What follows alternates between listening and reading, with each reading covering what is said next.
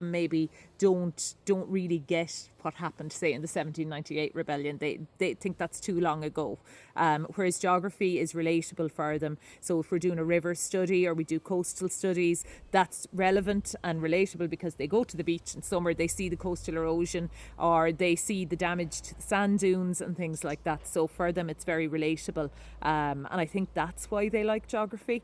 And we do, like, there's lots of other elements of geography. At Leaving Cert they do human geography, so they look at, say, the difference between the Paris Basin and the Mezzogiorno as regions and the economic differences and so on. So they enjoy that as well, I think, because it's somewhere, again, that to some degree they can relate to. Maybe they've been in Paris on a holiday, or, you know, they've been to the south of Italy, and they can see that, they see there is this difference, there is this economic inequality maybe in certain parts and so on as well.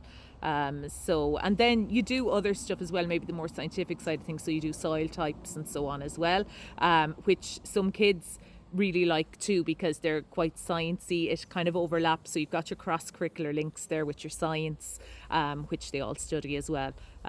So it is quite a popular subject, and I think the big thing is the likability of it. And I suppose as well with mapping and so on, things have moved on so much that you can bring in technology into the classroom quite a lot, and that's something else that teenagers are into. They even love to get out with first years. When you start with them, I'd often just get them to take out Google Maps and show each other where they live, and then we look at just even the different aspects of where I live as opposed to maybe where they live on the coast, and you get kind of conversation going, and it's very relatable to them again, because they'll have been to a mountain at some stage, or they'll have been to the coast or whatever, so they can relate. And I think that's the key with geography in secondary schools in Ireland, in my opinion anyway. And they like Asia and Korea also? They have interested in? Yes, they would. Yeah, they would. And it's not on the curriculum as such, but it would definitely be something that I think that students would have an interest in. And I think particularly with